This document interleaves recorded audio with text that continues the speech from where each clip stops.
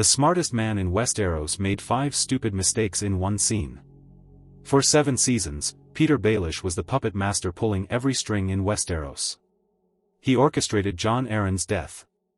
He betrayed Ned Stark. He killed Joffrey. He murdered Lysa Arryn.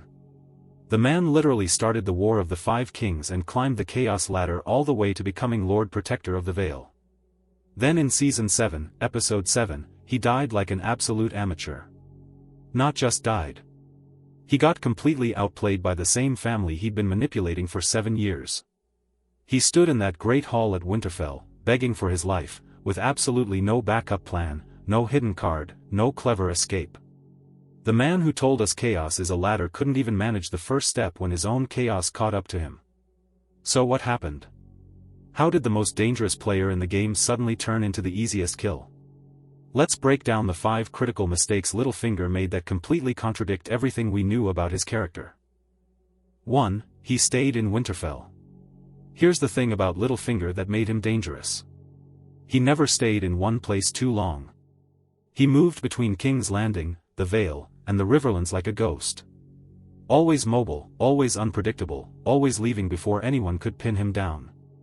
But in Season 7, he just parked himself at Winterfell for weeks. Why? To manipulate Sansa and Arya? The man who orchestrated a continent-wide war couldn't handle 2 sisters without personally supervising every step. In the books, Littlefinger is still in the Vale, carefully building his power base, mentoring Sansa, and playing the long game with young Robin Arryn. He's nowhere near Winterfell because he's smart enough to know that returning to the scene of his crimes is a death sentence. Even George R.R. Martin himself said that his version of Littlefinger would never have given Sansa to Ramsay Bolton. In an interview, he stated his Littlefinger is obsessed with Sansa, viewing her as either the daughter he never had or as a replacement for Catelyn. He wouldn't put her in danger just to advance a plot. He willingly walked into a castle full of Starks, including a girl who can literally see everything he's ever done and another girl who's a trained assassin. That's not clever, that's suicide with extra steps. 2. He underestimated Bran. The three-eyed raven is essentially an all-knowing Wikipedia with legs. Bran can see every moment of history, every conversation, every crime. He knows about the dagger Littlefinger used to try and kill him back in Season 1. He knows about Jon Arryn's murder, he knows about Littlefinger holding a knife to Ned's throat. And what does Littlefinger do with this information? Nothing, absolutely nothing. When Bran gives him that, "chaos is a ladder" line, repeating back Littlefinger's own words from a conversation Bran was never present for, Littlefinger should have immediately understood what he was dealing with. This wasn't some crippled boy. This was someone who could expose every single one of his schemes. The smart move? Leave, immediately. Pack up, head back to the Vale, and stay as far away from the human security camera as possible. Instead, Littlefinger stuck around, continued his schemes, and somehow convinced himself that Bran wouldn't be a problem. The man who built his entire career on information control ignored the one person who had access to unlimited information. 3. The Sansa and Arya feud was obvious. Let's talk about the worst plotline of Season 7. The fake fight between Sansa and Arya. For several episodes, we watched Arya threaten Sansa with faces, accusations of betrayal, and that whole creepy scene where she hands over the dagger. Meanwhile, Littlefinger stood in corners, smirking to himself like he'd just won the lottery. But here's the problem, the plan required Littlefinger to believe that 2 sisters who just reunited after years of trauma, loss, and survival would immediately turn on each other over a letter Sansa wrote under duress when she was 13 years old. These weren't strangers, these were Starks, the same family whose motto is literally about the importance of sticking together. The lone wolf dies but the pack survives. Ned taught them that, Catelyn taught them that, even Jon Snow kept reminding everyone about family unity. A master manipulator like Littlefinger should have seen through this immediately. He'd been around the Starks long enough to know that family loyalty is their defining characteristic. Ned Stark confessed to treason to protect his daughters. Catelyn released Jaime to save her girls. Robb started a war for his father. And somehow, Littlefinger believed these 2 sisters would kill each other over adolescent letters? The whole setup required Littlefinger to be incredibly stupid, which contradicts 7 seasons of brilliant scheming. In those 7 seasons, he'd successfully played the Starks and Lannisters against each other, orchestrated royal assassinations, and climbed from Master of Coin to Lord Protector of the Vale. The reality is the showrunners admitted they wrote this plotline specifically to trick the audience, not because it made sense for the characters. David Benioff said they focused solely on making viewers believe the Starks would turn on each other before twisting it at the end. They weren't concerned with in-universe explanations. They just wanted a shocking moment. That's terrible writing. You can't sacrifice character consistency for a twist that only works if your smartest character suddenly becomes the dumbest person in the room. 4. He had no backup plan. Throughout the entire series, Littlefinger always had multiple backup plans. When Ned Stark confronted Cersei about the incest, Littlefinger had already aligned himself with the Lannisters. When Joffrey became too unstable, Littlefinger helped kill him and had a ship waiting to escape. When Lisa became a liability after confessing to poisoning Jon Arryn, he pushed her out the moon door and immediately framed the singer Marillion for her murder. Every single move came with an exit strategy.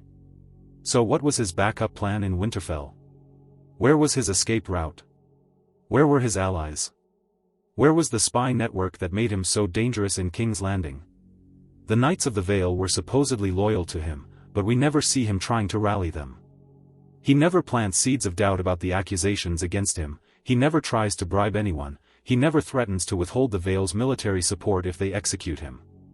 He just stands there, looking shocked, and begs Sansa to listen to him. That's his entire defense strategy. The man who told us he'd imagined every possible outcome and every possible betrayal apparently never imagined the possibility that the Starks might figure out his schemes. He never prepared for the moment someone would publicly accuse him of treason and murder. This is the same person who kept detailed records of everyone's debts, secrets, and vulnerabilities. He ran brothels specifically to gather information on powerful people. He had spies everywhere from Winterfell to King's Landing to Essos. And yet, when he needed it most, all of that infrastructure vanished. No loyal guards to help him escape. No secrets to leverage against his accusers. No information to trade for his life. 5. He forgot his own philosophy. Remember the "chaos is a ladder" speech? Littlefinger's entire philosophy was that chaos creates opportunity.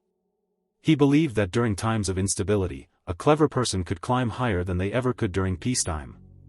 He proved this repeatedly. He turned Robert's death into a position with the Lannisters. He turned the War of the Five Kings into control of the Vale. He turned chaos into power. So when chaos arrived at his doorstep in the form of Sansa's accusations, what did he do? He panicked, he fell to his knees, he begged, he died. The man who built his career on embracing chaos couldn't handle it when that chaos was directed at him.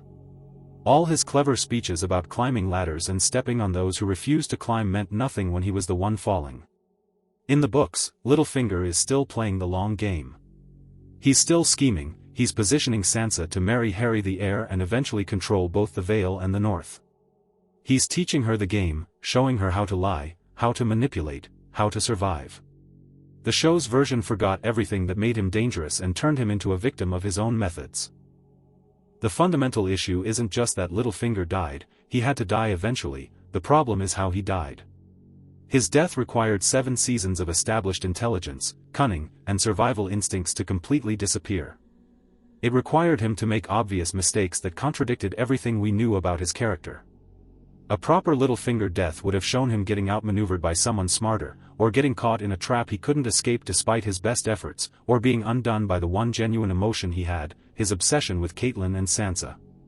Instead, we got a death that only worked because the writers needed to wrap up his storyline before the final season. They needed him gone so they could focus on the Night King and Cersei.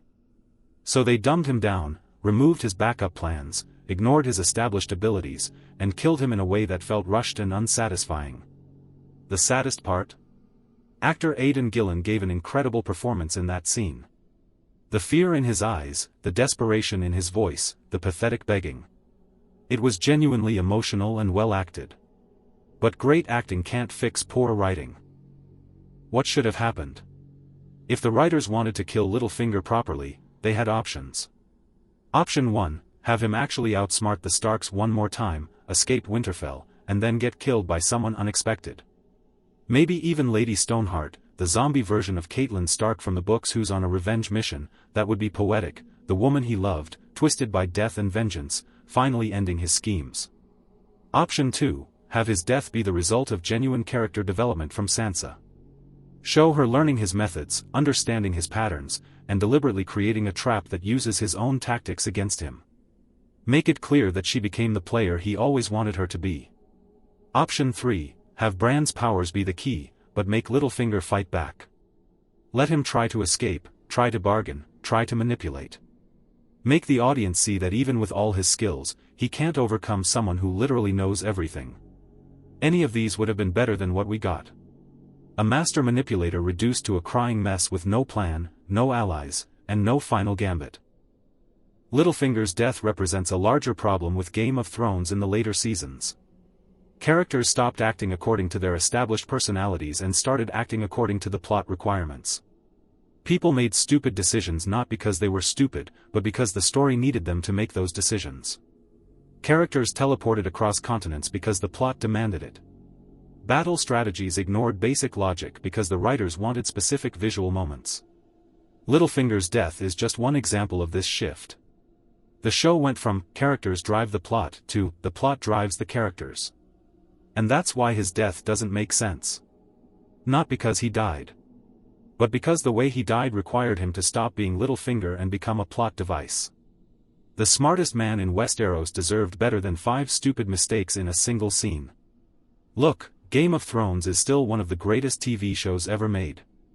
The early seasons are masterpieces of political intrigue, complex characters, and brutal consequences. Littlefinger himself was one of the best villains in television history for most of that run.